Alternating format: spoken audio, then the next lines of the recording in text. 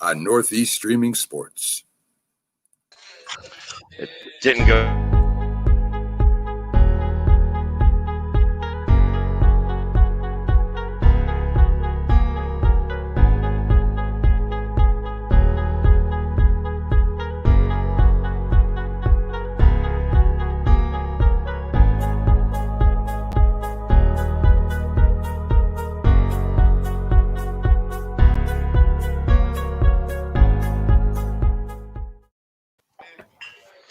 And again, welcome back to another edition, the 18th edition of Birds Breakdown. And this week, it's a playoff edition, and we're going to go through the NFC East. And it was a lot of fun. It's a lot of fun watching Washington in the mix. But we got a couple of guys here on the show with us today. I'm going to start off with over in the far right bottom corner, Jeff Pork Rind. He is a Washington fan. There's not many of them, but he is one of them. And down in the bottom left, we have Cason, the young K, 423, big Cowboys fan. I know him from TikTok. You know, he's got a lot of followers and doing his thing over there. It really is a fantastic to have you guys both on the show. Appreciate you. So anyways, let's get right into it. I know everybody wants to talk about the Eagles first off and foremost, but there was a playoff game. So I am going to start with my man Jeff at the bottom, Mr. Pork Rind himself. I tell you, he looks a lot different when he goes to the games. It's been it's a little different seeing him now without the makeup because he gets all painted up like I do. But he's definitely a great guy. Tell us, what do you think about what happened at the play? In the game. I was impressed how they fought the entire game. They never gave up, even being down 9-0. They still continue to fight. I was a little disappointed, and I really thought we were going to put a little bit more pressure on Brady and get to him. And once you get to Brady, then, he kind of folds. He'll throw some interceptions, but we didn't do that. So, our offense had to step up to the plate. I felt like Heineke did a good job managing the game. He extended some plays with his mobility, getting out of the pocket.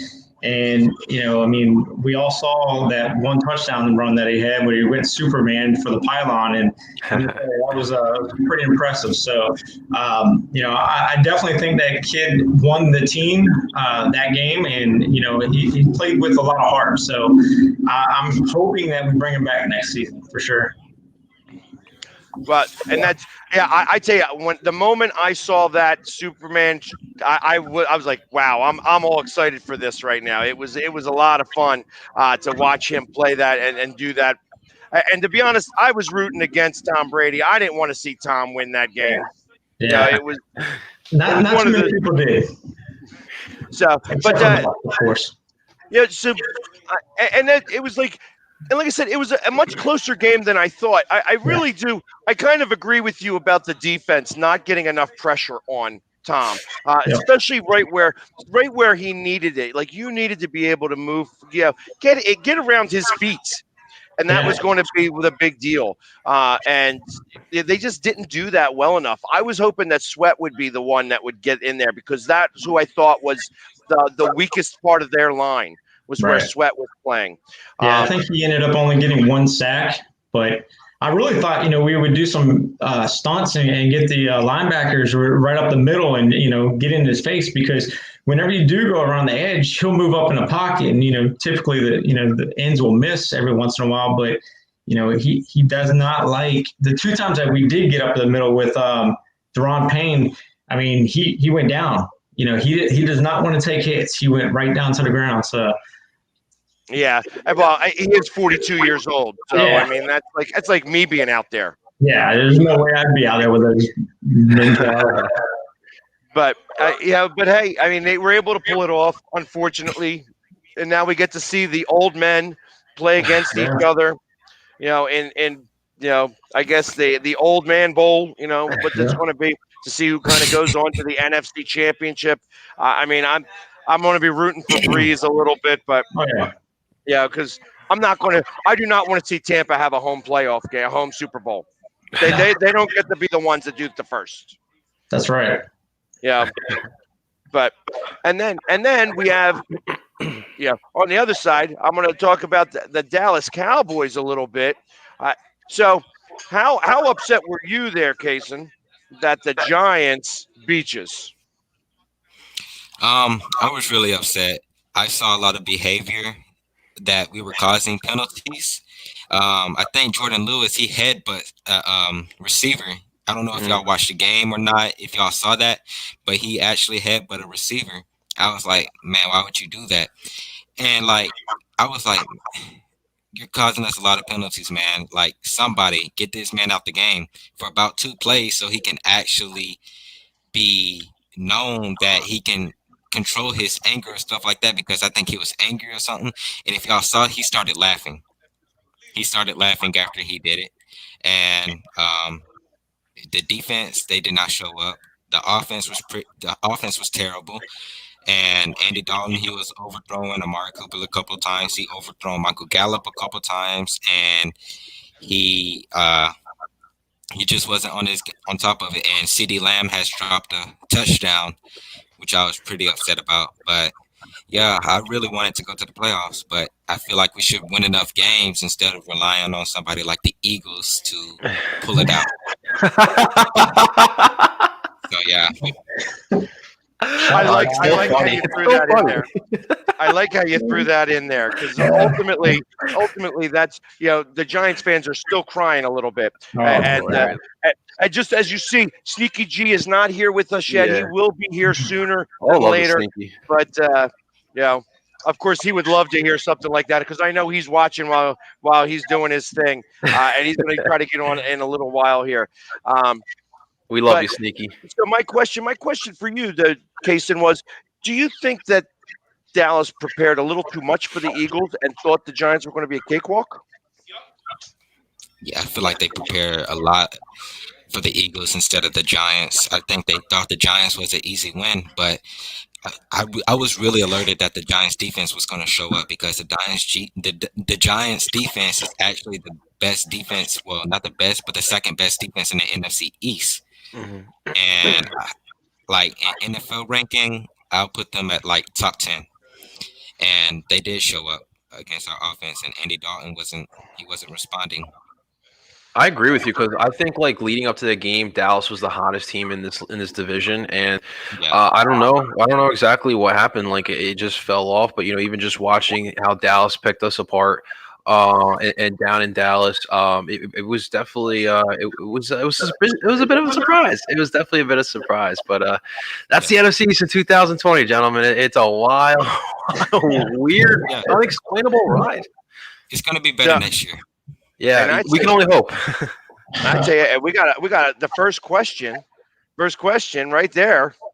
What do you think of Quinn coming to? We were talking about that off air, but let's hear it, Cason. Oh, I'm really excited because he took Seattle's back-to-back Super Bowls, even though they lost the second one, because the offensive coordinator, which we know that should run it in. But I'm excited because I feel like he built Cam Chancellor, and I feel like he built Earl Thomas, which Earl Thomas was the best safety in the league around that time, and Cam Chancellor was too.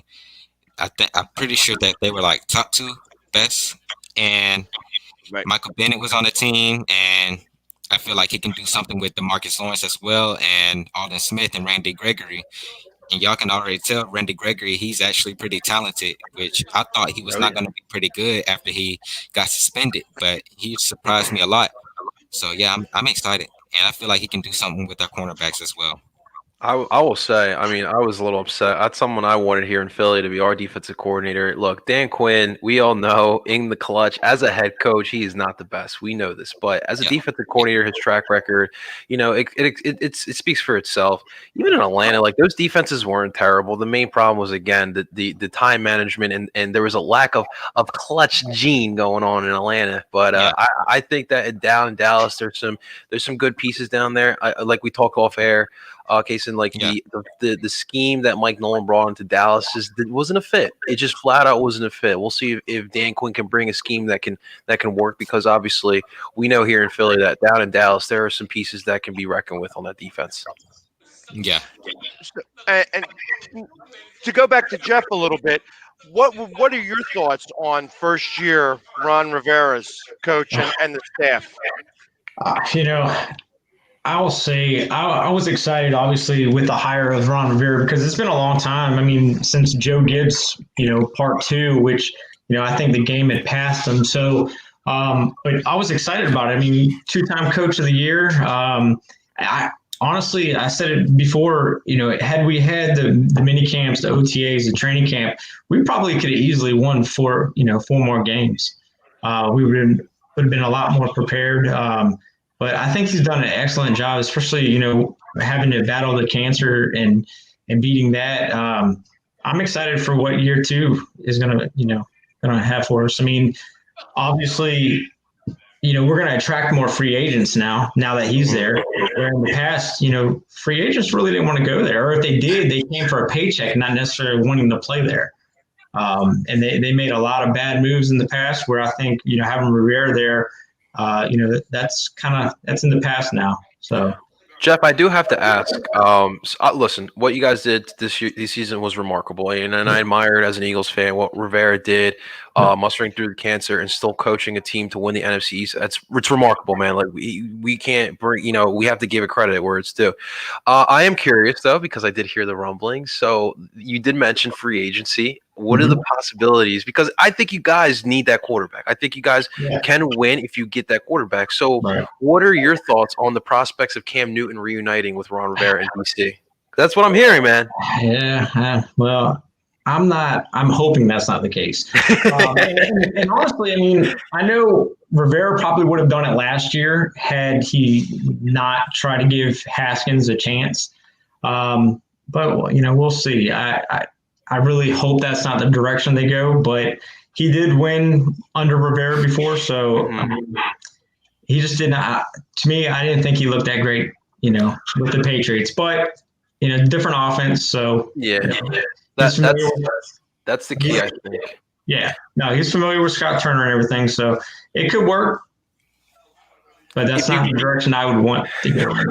If you got, because it's interesting how the draft is going to work out. There's a couple quarterbacks in that first round, but it depends what the top 10 is going to do. Right. You guys are obviously going to have a later draft pick in the draft. But if you really don't think there's another better option than Cam Newton, you should just go with Cam Newton. I think what happened in New England, he was relied upon to be Superman again, and we're talking about older Cam Newton. Give him some weapons. Like, that was just a rough experience for him. But I down in DC, you do have Terry McLaurin, who I'm a huge fan of. That running game was working down in DC as well. So if you can't find a better option, then it's not a terrible idea to take a waiver on Cam Newton. Hey, for a low, maybe a contract with a lot of incentives. Yeah, incentive-based contract. I'd be game for that, but don't throw the Brinks truck at him. Very true, man. Well, and I, like I said, I thought that they started off a little slow in Washington. Obviously, I felt like that they played their best half of football the second half of the Eagles game. Where they came in. And they after that they kind of fell off the wagon, and then he was able to circle the wagons and then get them back on track again. There was a time during the season, I want to say it was around week 7 or 8, where the defense had one of their leaders flip out on the sidelines. And it was like definitely a turning point. And I don't remember who it was specifically, but I remember it was Allen. Jonathan Allen did. And he they showed it on ESPN and everything, and it was something that was like, okay. And after that flip out, they started to play a lot better. And it was what started to turn things around. I mean, the NFC East got made up a lot of fun this year. You know, like we were just made fun of left and right because we stunk. We stunk. As a collective, and we're allowed to have a year off. I mean, we had 3 first-year coaches, and then we had a Super Bowl winning head coach with a quarterback and no receivers, and questions in the locker room in general. Right. So it became not a surprise to think that we were going to start off slow. I said at the very beginning of the season, I thought that the Eagles could go 0-4 and still come out and go 10-6 for the season. And they almost made me right. Like that. Well, they almost made me right to going 0-4 part. We wound up 1-2-1 to start off our season, which was kind of goofy. It's 2020. Exactly. But moving forward, what do you think some of the biggest concerns are going to be? Holes to fill in Washington besides quarterback. Quarterback is definitely a big one. Oh yeah, quarterback's definitely, I would say, number one on the list. We need to sign Brandon Sheriff back. I mean, this was the first time that we've had an All-Pro since '96. Wow. So he's an important piece of that offensive line. So I definitely think signing him back for one, and then possibly getting another guard. We definitely need a linebacker that can cover tight ends, cover the field. And then, obviously blitz the quarterback. And then I want another shutdown cornerback. I feel like Kendall Fuller, he's great on the outside, but he's better in the slot. And, he played the slot in Kansas City and had probably one of his best years as a career or as a professional. So I definitely think offensive line, obviously quarterback's number one. We need another wide receiver to go next to Terry McLaurin. That's definitely needed, and hopefully maybe Allen Robinson. That would be my choice. I would love to see Allen Robinson come to DC. Gotcha. Well, and I agree. I think that McLaurin was definitely. So, I mean, ever since I watched him play in Philadelphia and him torch us in that first game of the season last year, I've had him on my fantasy team. On my fantasy team ever since. I'm a big fan of speed and guys that can catch the ball, and that's he was able to prove that pretty quickly. But so going back to Cason, now obviously your defense was suspect throughout the entire season. Oh yeah. Except they had a couple of games where they did pretty well, but for the most part they were really kind of suspect. And of course, there was such a drop off between Dak and Ben DiNucci, at one point, and then even going back with Dalton. What do you think some of the things that Jerry's going to need to do, because Jerry is the one that calls the shots over there, to be able to shore up some of the holes that you have? Well, number one, we got to pay Dak. Got to pay Dak Prescott. Can't franchise tag him again because we franchise tagged him last year. So, I feel like if we pay Dak Prescott and then we get the team together, I feel like if we ever have a practice in is it April or March when they start having training? It's typically right around April, May. Yeah, April. I feel like if they ever do have training, I feel like Dak can get in the gym, start working out again, start working on his legs, get his legs back together, get his arm working out again, and be an accurate quarterback again, because we all know how Dak played. And I feel like Jerry Jones needs to sign him because Dak Prescott, he's an outstanding quarterback to me. Honestly, ever since his rookie season, since Tony Romo been down, I've never doubted Dak Prescott, and I feel like that's our guy. I feel like Dak can lead us to a Super Bowl. Do you think that Dak is going to be able to do the things that he was doing before the injury? I really hope so. I'm hoping. That was a nasty injury. Oh, I don't even want to think about it. Yeah, it was. I really hope he can do it. I really hope. But, I mean, the good thing is that he was young, so Yeah. there should be that. And I got to imagine he's doing the nitrous room where he's doing the sub-zero temperature stuff like that, and I doing everything he possibly can to get back out there on the field. Do you think Jerry's going to give him the money? yes, he's been saying it, but I'm not trusting his words yet. Smart man. I think that Dak can I think Dak when he comes back is going to be good, but I do think his mobility is not going to be what it once was. So I think he's going to have to adjust in that aspect. But if he can just be that reliable pocket passer, move out a little bit if he needs to, he definitely can do that. But I think that's really going to be the question for the Dallas Cowboys going into next season is what is Dak coming back from that disgusting is the word, disgusting injury that happened. Yeah, it's going to be tough, I think, for him to come back. Yeah. I hope he does. You know what I mean? Yeah. Like I said, injuries are not one of the things that I like I said, I'd like for us all to be great and have our competition. The NFC East is known for being the toughest division in the NFL. Oh yeah, year in and year out. So it figures that the one year that everything's all wacky is the reason why is the same year that the NFC East stinks. Well, I'm an Eagles fan. I want to see Carson versus Dak, and we could possibly get that again next season. So yeah. Hopefully, we'll see what happens. Yeah, But, Dak won this battle this year. Yeah, I'll give it to him for sure. Well, I mean, Dak did okay for the first couple of weeks, but he didn't win those games that he did all that stuff. I wouldn't win one game out of the 4 that he played. I mean, I know that I tell you, Cason's a stat guy, so he's really big on touting stats.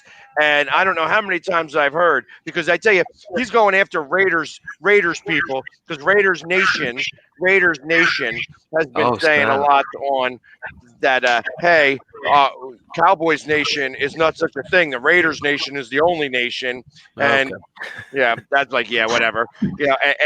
And Casey's been going after that, but he's also been touting a lot of stats and how Dak Prescott was leading the NFL for 2 weeks in passing yards without playing. Yeah. And what was the other one? What was the other one that I heard? The 400 yards and 3 touchdowns that he did. Yeah, he did that against the Falcons on the comeback when they were down 20-0. Yeah, he did that against the Falcons. He had about over 400 yards, had about 465 yards, and 3 rushing touchdowns. Oh, and that was so. But that game, that got lost in the onside kick. Yeah, the onside kick was the play of that game. Yep. So, I mean, I remember that game, and I'm like, wow, that was the, I guess, only the second choke of the year for the Falcons. They did 6 more or 7 more. Mm-hmm. They've been the kings of that since that Super Bowl. Oh yeah. But that's one of the things that happens. And now you're going to have that defensive coordinator. So, good luck. Yeah, and so I would normally say let's talk about the Giants, but nobody really cares about the Giants anyways. They're still crying about their loss, that the Eagles didn't play the game, blah blah blah. But there are a lot of people that are very interested in what the Eagles had to say today. And Jeffrey Lurie came out and said that the franchise was going to go in a different way, and that Doug was going to be let go. And it's, it was a surprising thing for me. Yeah. I'm going to let El Parcero start off, because I actually have a strong opinion, and I want to hear what everybody else has got to say before I say mine. Yeah, it's obviously been a bittersweet day. Like, first off, we have to thank Doug for what he did. Like, come on, Philly sports guy knows as well. Like, we wanted a Super Bowl more than anything, and Doug gave us that. Doug was one of the main reasons why we got that trophy here in Philadelphia. It's a bittersweet day because I feel like the move had to be made. In professional sports, ladies and gentlemen, no matter what league we're talking about, you lose a locker room, you lose your job. It's that simple. Like this is a professional environment, and you lose you lose your companionship, you lose your workers, you are going to get fired, and that's what he did. And just the contradictions all season long. If you put a backup quarterback in, the season's over. Well, Dougie kind of did that. And obviously the decline of Carson Wentz has a lot to do with Doug Peterson as well. That relationship soured. Why did that sour? Doug? Why didn't you do more? Like, there's just a lot that didn't make sense this season. Blaming COVID for the reason why the Eagles were so bad this year. You don't do that. You are a leader. You don't make excuses. All 31 other NFL teams had to deal with COVID. So that to me is a foul excuse in my honest opinion. My problem is this was a move that needed to be made, but the fact that Howie Roseman is still running around the NovaCare complex, ladies and gentlemen, is what makes me sick to my stomach. How is he still here? Why is Howie Roseman still here?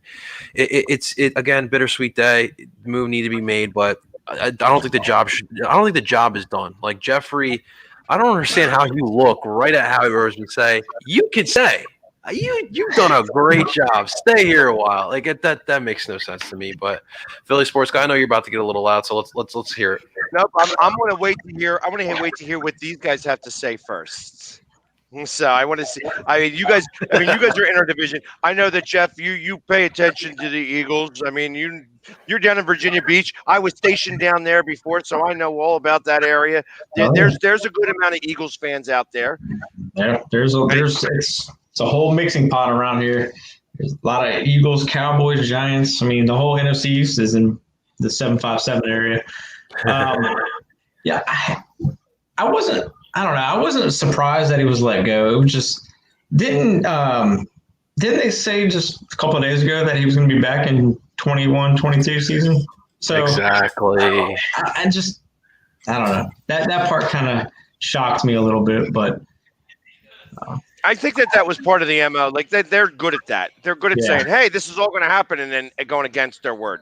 Yeah, but Philly sports guy, to piggyback off what Jeff said, like this is another problem with our organization. How can you work for this organization and trust who's up top? You did the same thing you did to Doug last year to Mike Groh. Oh, we're gonna keep Mike Groh. He's coming back next season, and then you fire him a couple days after you ensure his job. How can you trust anyone up top when you're contradicting yourself constantly? Yeah, I'm glad you brought that up, Jeff. Absolutely. How about you, Cason? Do you have any opinion on Doug Peterson's firing? Yes. I feel like it was time for him to go. Honestly, after what he did against the Giants, I mean not the Giants, the Washington Redskins, I feel like it was time for him to go. Honestly, you play to win. You play to win. Yeah, that was a lot. Like once he took Jalen out. That was the last straw. Like he lost that locker room completely. It started like he was slowly losing as the season went on, but once he did that, it was done. Yeah, I was dumbfounded by that move. I don't know. I felt like you guys were starting to get momentum, and then as soon as you guys had it, they pulled them, and I was happy about it, but yeah. Well, I mean, as a fan, like I was happy to see it, but like I like sympathize with the players. Like if I was a player on that team, I'd be pissed. Like I want to go out and win. Yeah. So. And the coach is supposed to put you in the best exactly to win. So Doug didn't do that this year. And all right. Now I guess I have no choice. So first and foremost, I mean, it was an exhibition game. So I knew that they were going to try to lose this game. And if it happened at the same time as the Dallas Giants game, nobody would have ever noticed. It had just been a normal game. Right. But because the NFL was like, let's flex this, it became national news. And realistically, I mean, I blame a little bit of the NFL for that, but because ultimately they had to know. They had to know that this was going to happen like this. Mm-hmm. But beyond all that, do I think he lost the locker room? No, I don't think he lost the locker room. I think that the team knew what was going on at this point. Are we trying to win? We're not trying to win. I don't think that they cared really. I mean, it was like they knew they were going home anyways. All of a sudden, beating Washington and putting the kibosh on them getting to the playoffs and giving it to the more hated Giants, because the Giants are really the worst. I mean, when you think about it, I hate Dallas. Dallas sucks, but the Giants also suck. You know what I mean? And I have always had that thing with the Giants. It's just that we've always beaten the Giants. It's like out of the last 4 years, they finally won a game against us. You know what I mean? And it was the last game that they won until they played against Dallas. Had they won another game, it wouldn't have mattered had they, what happens against Washington, because they would have had the tiebreakers. But that didn't matter. You know what I mean? When you think about all the stats when it comes to, and I'm talking a little bit about the Giants here. When you think about all the stats that happened for Danny Dimes, pick six Daniel Jones, as I like to call him, he was really good at beating Washington. Yeah. And that was it. Up until he won a couple of games. He beat the Eagles. He won a couple of games. Ooh, big deal. And next thing you know, he's like, they think that they deserve a playoff spot.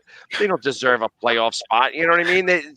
No team that was 6-10 should deserve a playoff spot. Now, that being said, the rules are what the rules are. So if you win the division at 6-10, or 6-9-1, as the Eagles could have done, then that should have been the case. I feel so when it comes down to the actual firing of Doug, I'm not real happy with it. I am not sold, 100% sold on what they're doing here. Truth of the matter is that I feel like that this decision is being made because of Carson Wentz. And when a quarterback makes a decision for a franchise rather than the owner of the franchise or the general manager of the franchise, it actually sets a precedent that is really hard to take away for any amount of time. So the only way to really take that away now is to get rid of Carson Wentz too. Just my opinion.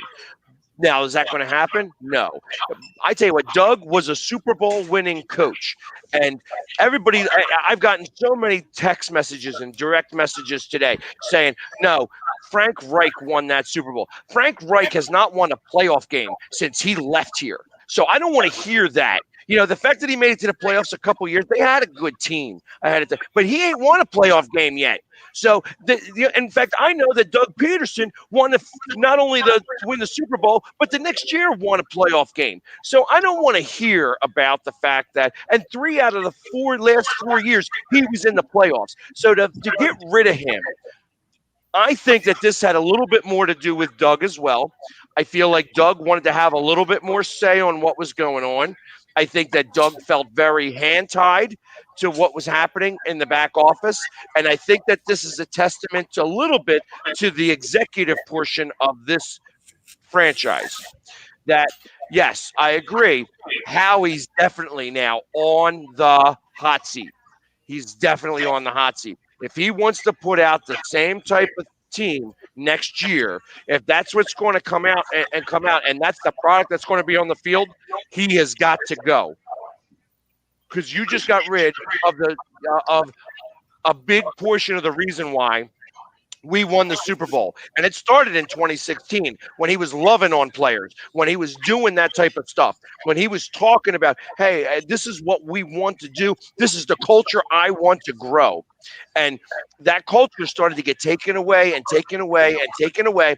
And with Wentz being benched, which he should have been benched earlier, and I feel like if there was fans in the stands, that would have happened.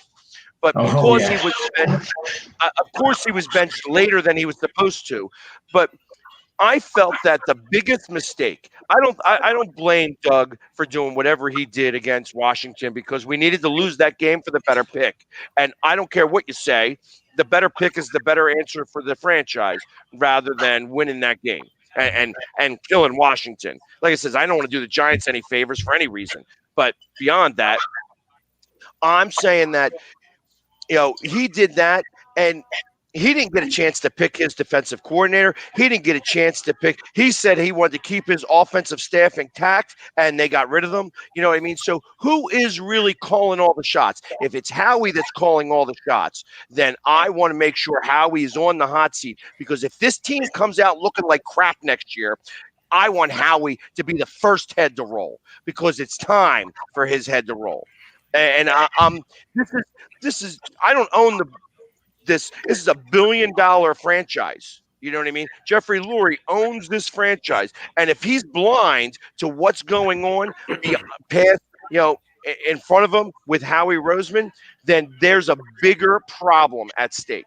There's a much bigger problem. And so I am not real happy that they fired Doug Peterson. I feel like that this is a puppet. This is a puppet scenario, and Doug was happy to go because he wanted more control as well. He won a Super Bowl. And everybody doesn't want to give him the credit for it. But guess what? A lot of the credit goes to him. And you're going to watch him do really well at any other franchise. And it doesn't matter whether he goes to Detroit, to the Jets. He sits back a year and he waits till next year. He's going to go somewhere, and that franchise is going to start to do well.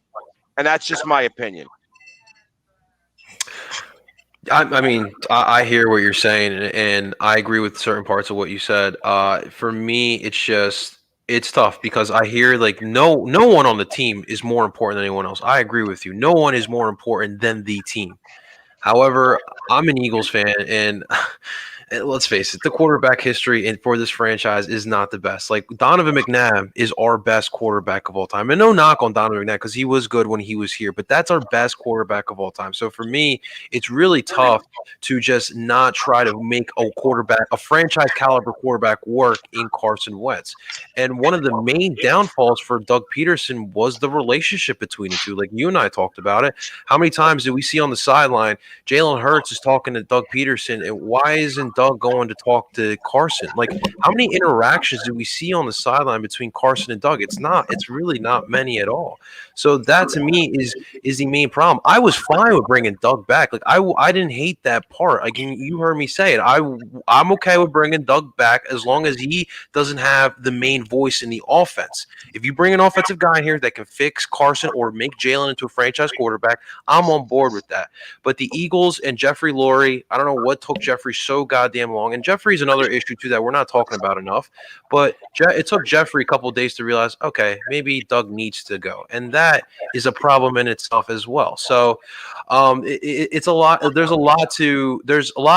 lot of people take blame in this. Carson takes blame. Doug takes blame, Howie takes blame, and even Jeffrey Lurie takes blame here.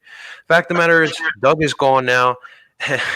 Howie's still here for whatever reason. He is still here, and now the Eagles are going to have to rebuild. Let's face it, this is going to be a somewhat of a rebuild process. Now, if they do fix Carson Wentz, then that might help it a little bit more.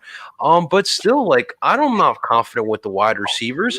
The offensive line needs more depth. I still think this team could use someone else besides Miles Sanders. I think Miles Sanders is a stud running back, but it would help to have someone else there with them.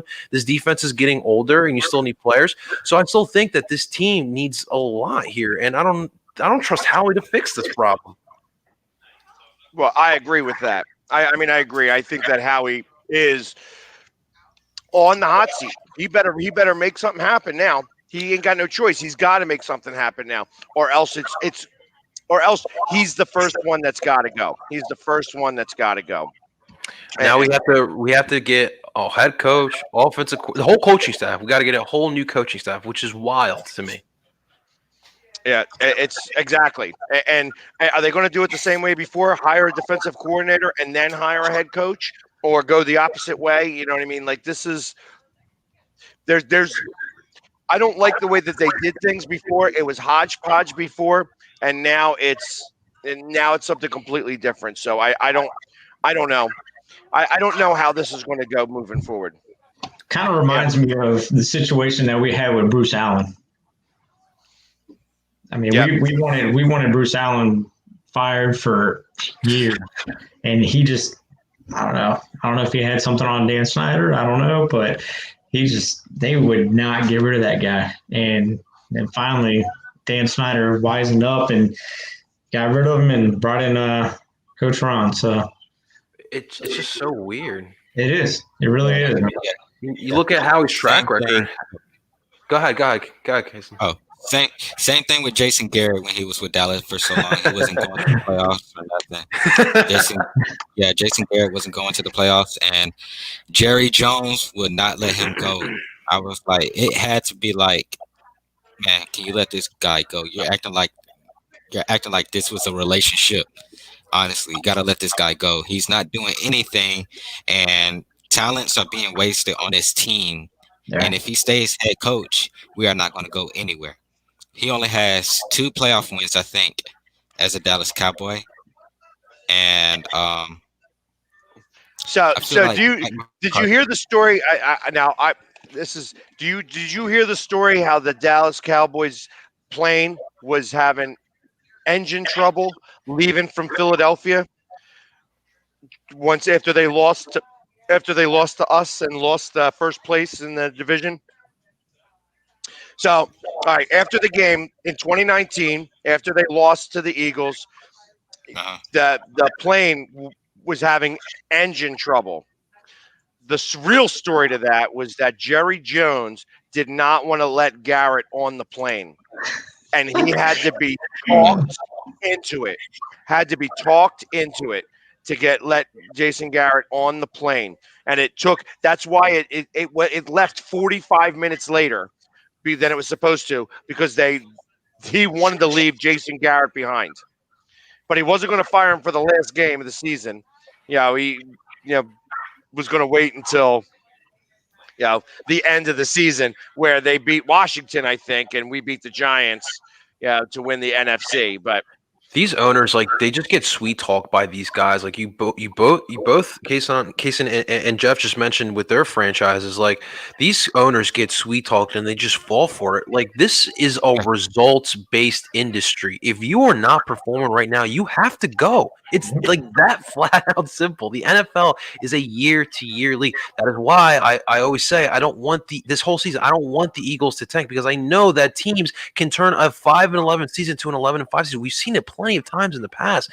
So, like, same thing. Like, I don't understand how Howie is still here. Like, Howie was under Joe Banner, and then he gets promoted to the GM, and then Chip Kelly comes in here. Chip Kelly moves him to the basement, and then Chip Kelly gets fired, and he comes back. And granted, that 2017 year, listen, it really was miraculous what happened, because Howie literally hit on every single one of his free agents, and every single one of those free agents were the reason why we won that Super Bowl. But again, this is a year-to-year industry. Howie Roseman has been trying to do that same formula since 2017. That doesn't work, my guy. That doesn't work. And the fact that he hasn't been able to draft is the reason why he's relying more on free agency, even more. And we all know you build young. Like, you get the young kids in here. They are cheap. They are fresh. They are ready to play in this league. They are hungry. And that is, you look at the good teams in the NFL. They got good young players that are growing. We can't do that here, man. And that's another big issue here. Okay, real quick. I would be remiss if I did not bring this up really fast. The game is they're just about to do the flip. Does anybody have an opinion? I'd like to see Ohio State win. Yeah, I got Ohio State. Fields is on another level. Ezekiel Elliott. I'm going to be with Ezekiel Elliott. Ohio State. Wow. Wait. So the Philly sports guy, we have to go with Alabama then, right? Jalen Hurts. I'm just kidding. And Stoutland. So he left Alabama just because that's what I would have done. I hate Alabama. I don't like Ohio State either. But I would, out of between the both of them, I would take Ohio State and the over in this game. Ohio State with the points and the over. And we got to give a quick shout out to Chris. Thank you for always listening, Chris. Shouts out all the way from Canada. Yeah, he's all excited about his Red Wings that stink out loud, but that's okay. We're going to let that slide because we all know that this is Flyers Nation around here. Forget Cowboy Nation, forget Raider Nation. It's Flyers Nation, baby. Yes, sir. Let's go. I got mine too. I got mine. We're doing the Flyers show after this. But so, yeah, I wanted to bring that up because I know people have been asking and stuff like that, and I know it's about to get started here in a little bit. But I fully expect that that's going to be an over, and I think it's going to be like a 42-38 game.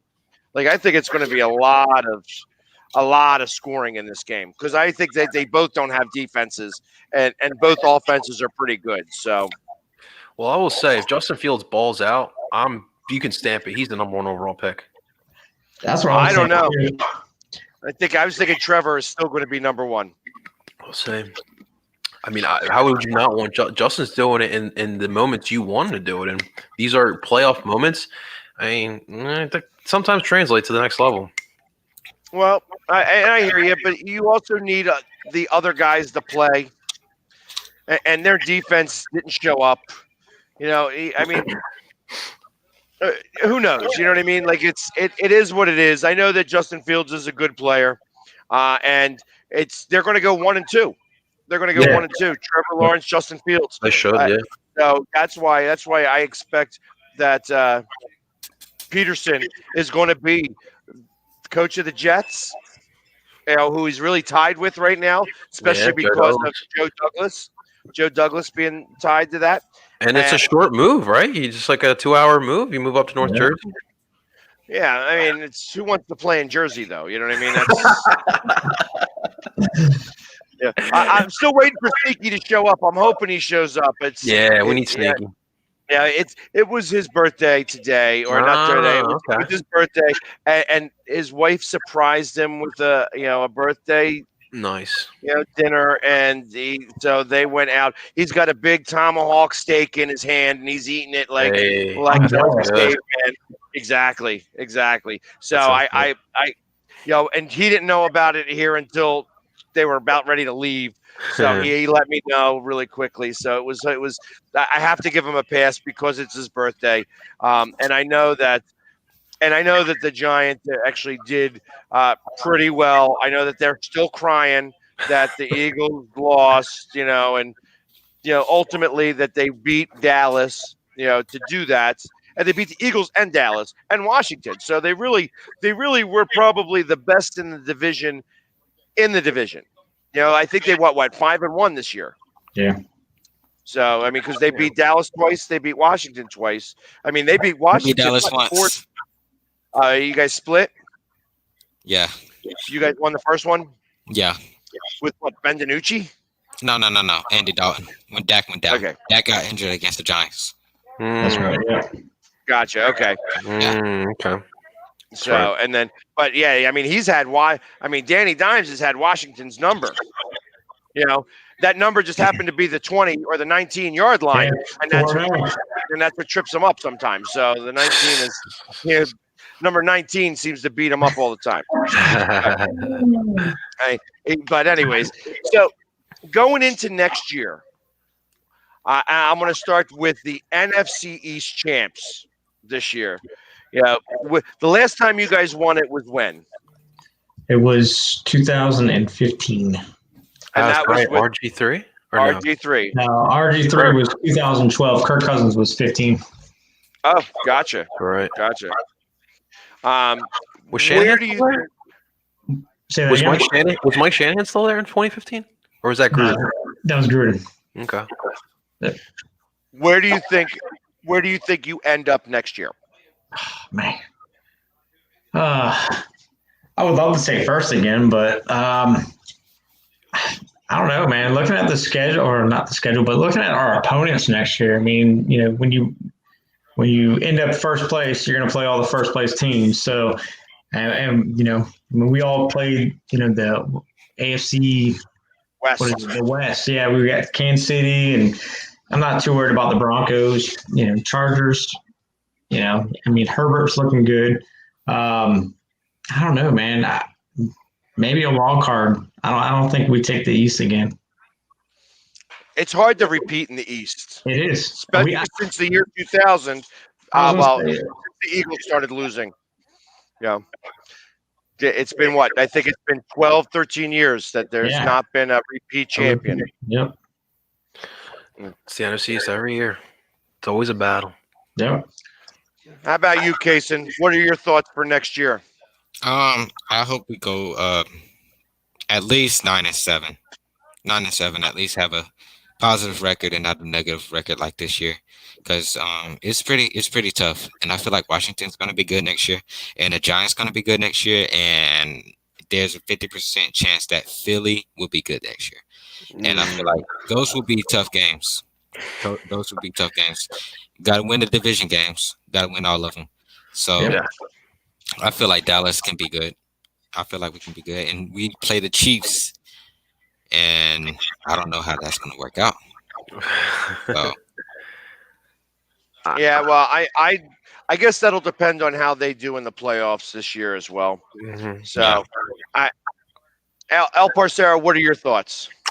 Well, first off, I don't have any faith in my Eagles next year. I could see them finishing in last, but I really don't want to say that. And you know me, I like to be optimistic as possible, but just seeing the dysfunction right now. I mean, we also have an all season, so we'll see. But if I had to pick right now, I mean, I really hate to say it, but I think the Giants, just from what I saw this year, remember Saquon is coming back. Gallman showed that he can be a good change of pace kind of back. If they can improve upon in the off season. Joe Judge has definitely changed the culture around. Obviously, you know, the crybaby stuff was not a good look. That really was a bad look for the Giants. And I would rather see Washington or Dallas win it after what the Giants just pulled off the last week of this season. But I don't know. I just think that the Giants, I think they're going to be that team's going to win again or win the division next year. And I think that the division is still going to be the worst in the NFL, but I don't think it's going to be as bad as, you know, the best team at 7-9. I think the first place team might be like a 9-7 type of team to get in and win this division next year. I don't see much improvement from this division though. I disagree in that regard. I do agree that I think that the Eagles are going to be in more of a rebuilding mode. Yeah. And I do not expect that they're going to come out as strong. However, we're going to have our offensive line back. Mm-hmm. And that's going to be the biggest thing. Listen, you know me, El Parcero, and you guys, I am a big proponent that the championships are won 3 yards off of the football.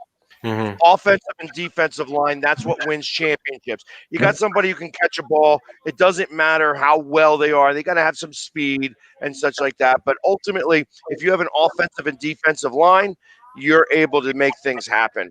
And that's where I think that things are going to be able to get a little bit better.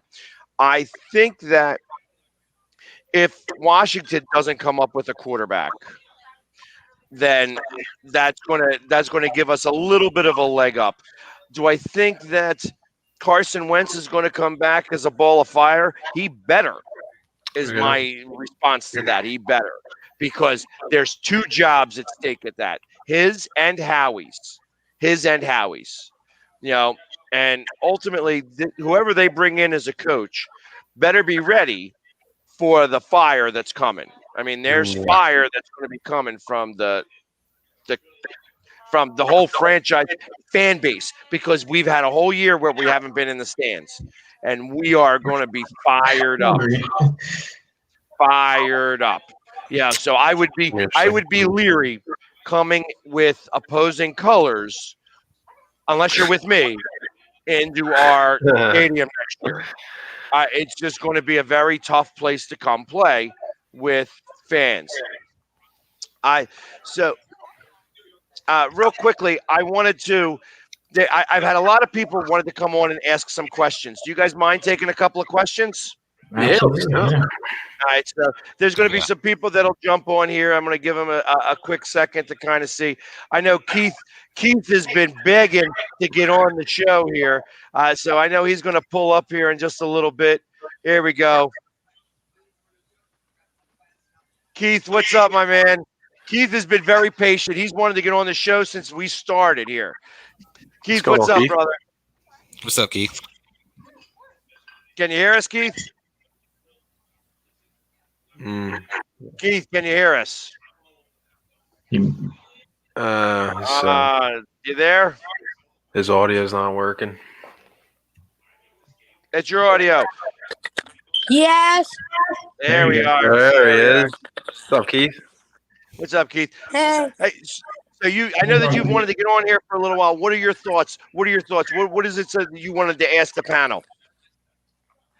My question is that I was sad that Doug Peterson lost his job, and also I'm a big a Ravens fan. Congrats. Hey, you guys had a big win yesterday. Yes, I came here last week too. Say that again. I came here last week when Sneaky G was on. Oh, I thought you looked familiar. I was going to say Sneaky G's trying to get here. He's running a little bit behind right now. But I know that you were asking to come on and stuff like that. So what do you think, real quickly, what do you think you're going to do next week? We're going to have to win, play our best football. Lamar's going to have to run out the pocket more. We need to go downfield. We need to go to the AFC Championship round. He knows his facts. There you go. There you go. I love it. Yeah, that's the two people you know about Baltimore, Lamar Jackson and LJ Fort. Yeah, those are the two guys that are the most important pieces of that team. We need to stop Gardner, man. We need to stop the what's his name? I forgot. Jake Allen or Josh Allen. Josh Allen. That's And Stephon Diggs. Oh yeah. Yeah, Diggs is the problem. Diggs is going to be the issue because you guys don't have the cornerbacks like you did back in the past when you guys won Super Bowls. You just don't have that. Buffalo is going to be a really tough place to play, and it's going to be cold. And when it's cold, you don't like to get hit. We're not going to get hit. We're going to tackle them and get them sacked. I love it. He's got the there you go. I think he's already ready for the game to start. Yeah, put him in the game. Hey, I understand. I tell you, and we're getting a bunch of people from Baltimore coming on here. So, hey, listen, Keith, I really do appreciate you coming on. I'm going to let you go now. Let some other people talk. So, I appreciate you coming on, my man. Thanks, Keith. Hey, listen, good luck. Good luck next week. Keith. Go Baltimore Ravens. Hey, I say, go Birds. Go Birds. Philly sports guy. Where's the fan from last week who had no optimism for his Ravens? Remember, we know what I'm talking about. He really did not think they were going to win, or they were going to win. So I have, and I remember that. I have somebody on here who's like the Baltimore sports fan. Okay. And I just need him. I need him to put on his microphone and his camera before I bring him on. Okay. So we'll either wait on it or not. But are we big in Baltimore? What's going on? We are big in Baltimore. It becomes more of a matter of. That is This guy. All right, so, get him on. Get your camera on. Get your camera on, my man. I need to get you. He's trying to get it working. So sounds good. He'll be there for a few minutes. So what did you guys think? I mean, I know that Jeff, you obviously were upset with the outcome of your. What did you guys think of the other games? I thought what was it? I thought the Bills and who did the Bills play? I'm sorry, Colts. Colts. Yeah, I thought that was a pretty good game. It was nice. It was back and forth and came down to the end. And then yesterday games, I just wasn't. I don't know. They weren't exciting yesterday. No, you're right. There wasn't. We didn't get that exciting factor, that entertainment factor in this whole round. Yeah, I thought Saturday had the best of the games, but. Sunday was just kind of, I don't know. I thought Chicago did well to start. Like it was a good first half. Right. Yeah. And then it started to really fall behind in the second half. Saturday definitely had a lot more competition involved. Right. I mean, I really enjoyed watching Sunday night football. Actually. Corvette.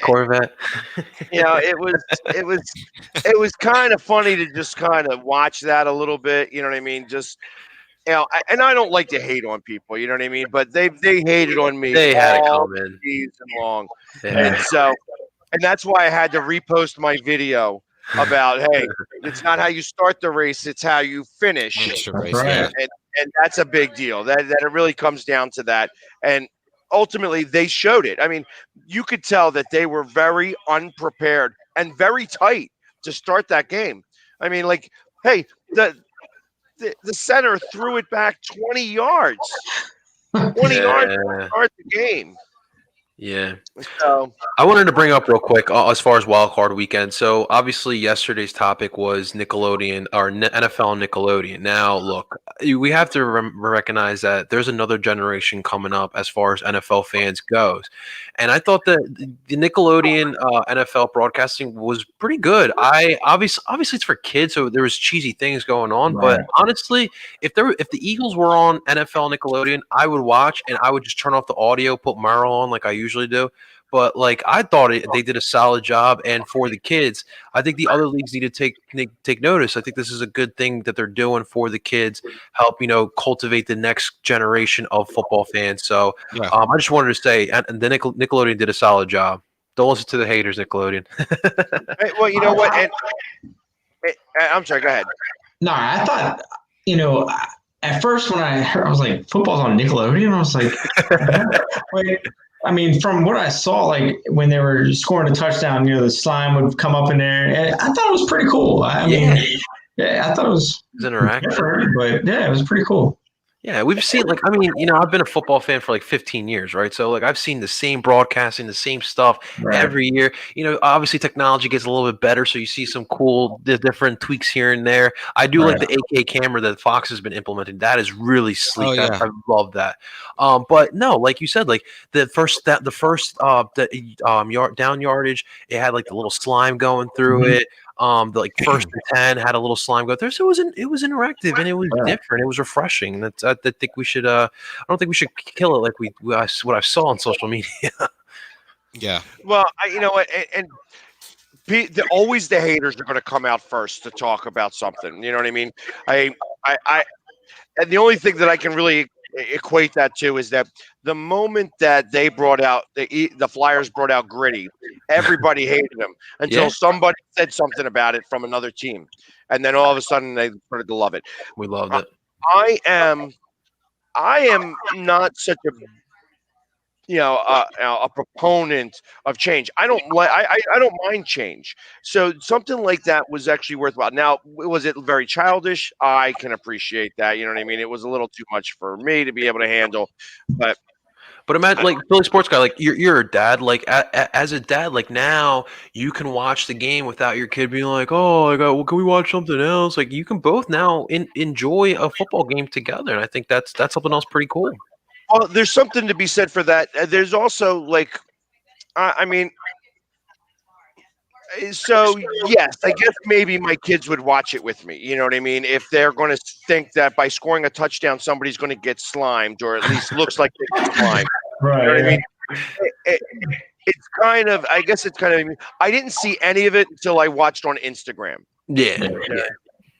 And that was kind of what did it for me. It was like, okay, you see SpongeBob SquarePants come up between the goalposts, and I like the fact that they had kids doing the commentary, so that made it a little bit more fun too.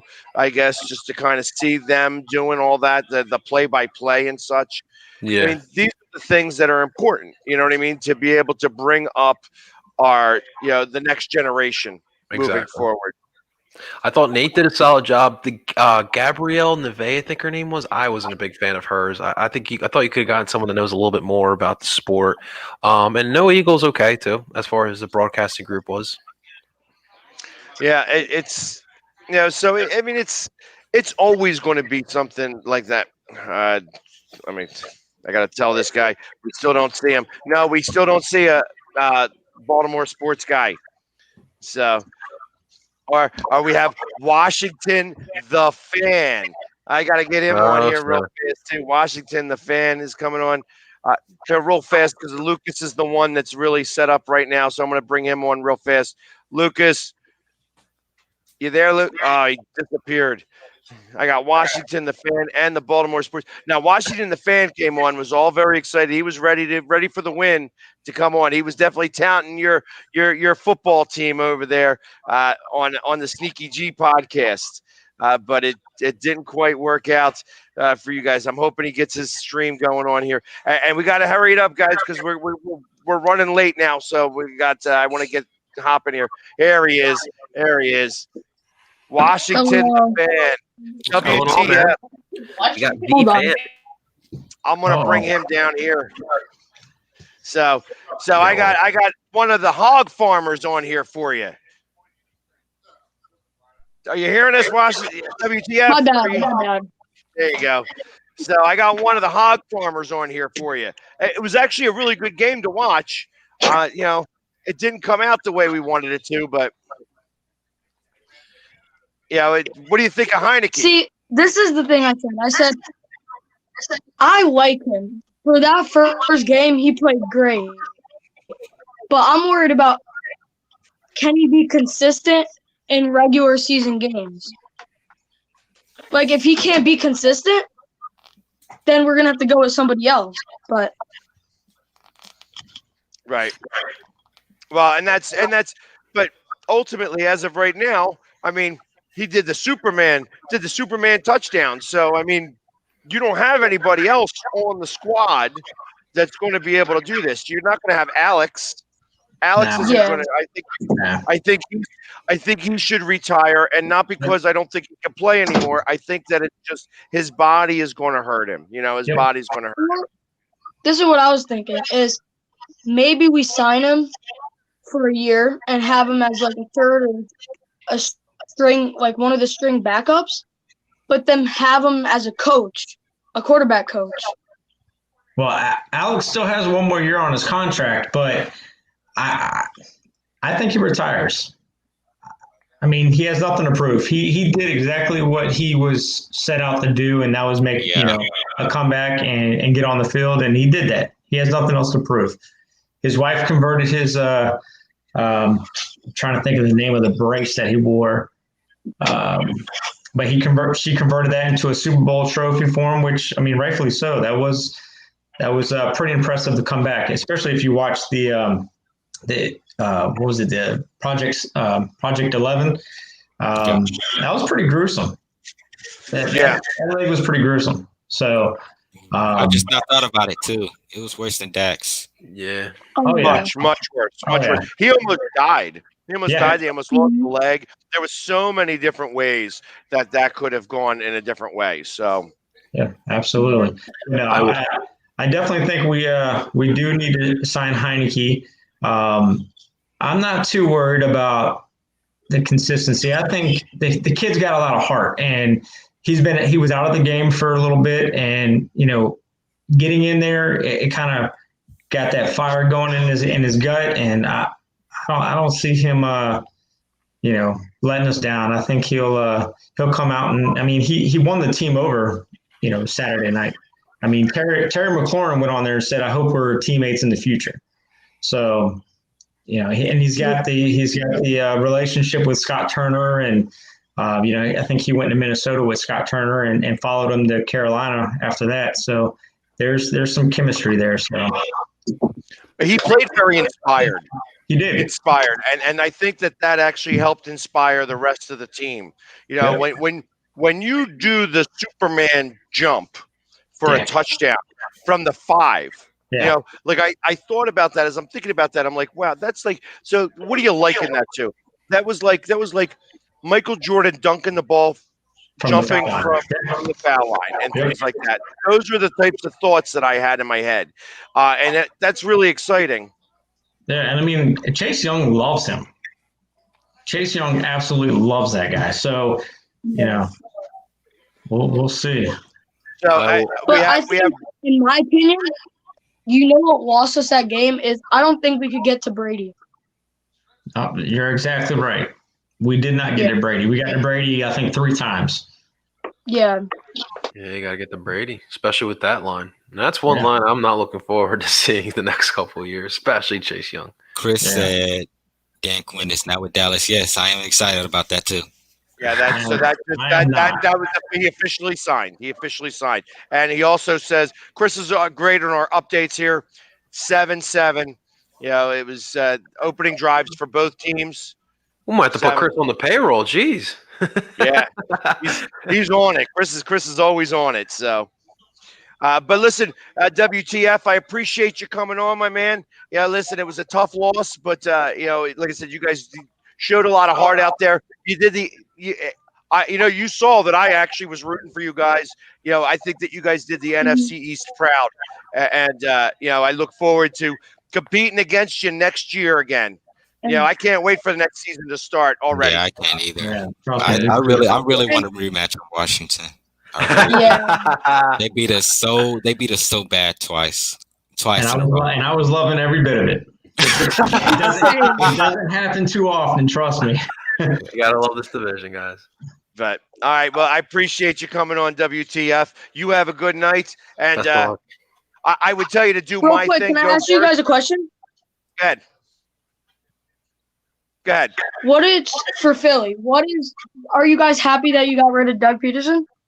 I don't think we're happy, but I mean, we just talked about it. I'm not happy, but I think it's a move that needed to be made. I think we're all still wondering why Howie Roseman's still here.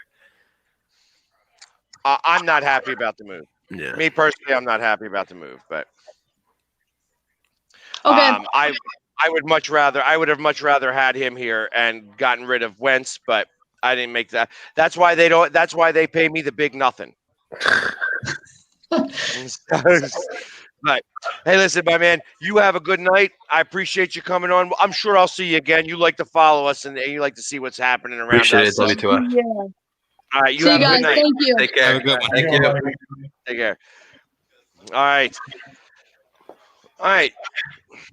So the other guys are having a hard time with their cameras and stuff like that. I'm going to wrap this up here. I mean, like I said, we had a pretty good show here. I'm hoping to be able to do this again. I'd like for us to be able to get together here before the draft. Maybe even do this on a weekly or bi-weekly basis here in a little bit if everybody is up for it. And next time we'll have Mr. Sneaky G come on because somebody's got to cry about the Giants. I'll bring the tissues for them. There you go. Hey, listen, I had a bunch here just in case. You know, I had to be able to give him a hug in case he needed it. But so listen, real quick before we go, Pork Rind, is there any place where can people find you? And if there's anything that you're doing, tell us about some of the stuff. I know that you're big into charity and such. Yeah, so you can find the Hog Farmers website is hogfarmerscharity.org. I'm on We're on Facebook, Twitter, Instagram. Twitter, we're the Hog Farmers, the Hog Farmers. Instagram, it's hog.farmers. And Facebook, we are the official Hog Farmers. How many Hog Farmers are there? There are 4. There's myself, Chris Bryant. We just KJ, he came on last year, and we actually just brought on Joe this year, just recently. So there's 4 of us. Almost like the Hog. Almost back to like the Hog, the Hogette. We're getting there. We're getting there. So Jeff, I have to ask: Are you guys going to stick with the Washington football team name? Or are you guys going to get a name? You know, I'm not. Everybody's so hell bent on getting a new name, and I kind of like the football team just because. I mean, they're always going to be the Redskins to me, but I am embracing the Washington football team. But I like it the way it is. We're the football team. You know, we're the team. I know people make fun of us and everything like that, but hey, as long as we're winning, I can care less what y'all say. Well, look, I mean, the Philly sports guy knows I'm the soccer guy here, so like that's normal to me. Like, you hear like Washington football club or something like that, but football team, that's pretty normal. I wanted to see you guys implement the Hog into the next name. I know it's tough, but like that would have been sick. Yeah, no, trust me, and we were excited if that was going to be the case. So I was hoping it would be like Wild Boar. Like that would kind of I like names that don't end in S. So like the football team kind of fits. Wild Boar would be one of those things as well. Just to keep, I like the tradition of the Hogs. Yeah, and that's the big thing. And a lot of there's a lot of fans that have been pushing for the Hogs or something with War Hogs. Something. So we'll see. It's going to be interesting. I think next year we're going to roll with the football team again, and then they're saying maybe 2022 going into 2023. So we'll see. Find the identity first. That's a pretty good name. What was that? Red Wolves. That would be a pretty good name. Yeah, but that changes the tradition of the Hogs. Yeah. It's like the three little pigs and the big bad wolf. I don't know about that. I don't know that story fits really well. But and Cason, where can everybody find you? I'm on Instagram a lot and TikTok. Instagram and TikTok. That's the main. Yeah, and you may hear his thing, Cowboy Nation on top. They weren't this year, but that's okay. They're still on top. So, listen, El Parcero, I tell you, every week still gets better and better, whether we're still there or not. You know what I mean? Whether we're 100%, brother.